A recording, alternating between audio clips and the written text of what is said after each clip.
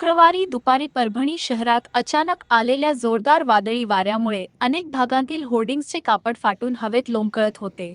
विशेषतः छत्रपती शिवाजी महाराज पुतळा परिसरातील काही होर्डिंग्स थेट रस्त्यावर कोसळले.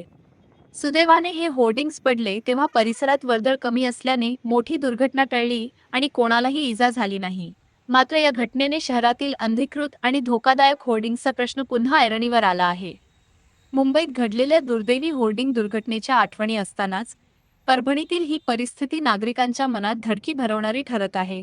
शहरातील उंच इमारतींवर बसवण्यात आलेले लोखंडी सांगाडे आणि मोठे फलक जर जोरदार वाऱ्यामुळे कोसळले तर मोठी जीवितहानी होऊ शकते, अशी भीती व्यक्त होत आहे.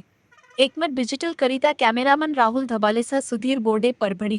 हिंद जय किसान. मी गोविंद उत्तमराव गिरी, जिल्हाध्यक्ष स्वराज इंडिया परभणी. काल थोडं वारं वादळ आलं आणि पाऊस थोडासा पडला.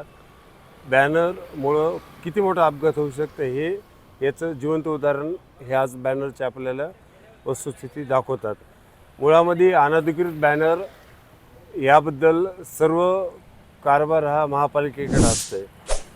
महापालिका निवडणूक होऊन आज 3 महिन्याच्या वर होत आहेत आणि स्वतः महापालिका चालवणाऱ्या लोकप्रतिनिधीचेच अनधिकृत बॅनर असतील आणखीन तर बाकी तर महत्त्वाचे मोठाले अनधिकृत बॅनर हे काढणार कोण, त्यांच्यावर कारवाई करणार कोण हा प्रश्न आहे.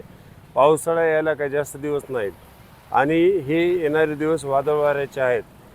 महापालिका प्रशासनानं जागृत व्हावं. महापालिकेच्या जे लोकप्रतिनिधीच्या हातात आज सत्ता आहे त्यांनी याबाबत थोडं गांभीर्य घ्यावं. आपले बॅनर काढून घ्यावे स्वतःच्या आधी अनधिकृत आणि इतर बॅनरबाबत चांगल्याच पद्धतीत चौकशी करावी आणि लोकांना कुठं ना कुठं जीवाची घात होऊ नये याची काळजी घ्यावी. धन्यवाद.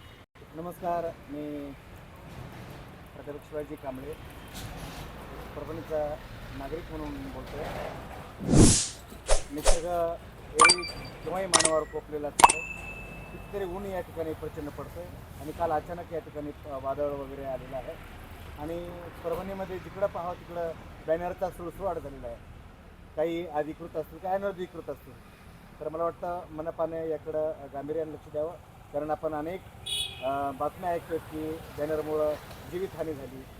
खूप मोठी हानी टाळण्यासाठी मला वाटतं मनपाने याकडे पुरेपूर लक्ष देऊन ते बॅनरचा झालेला सुळसुळाट या ठिकाणी कमी करण्यात यावं. धन्यवाद.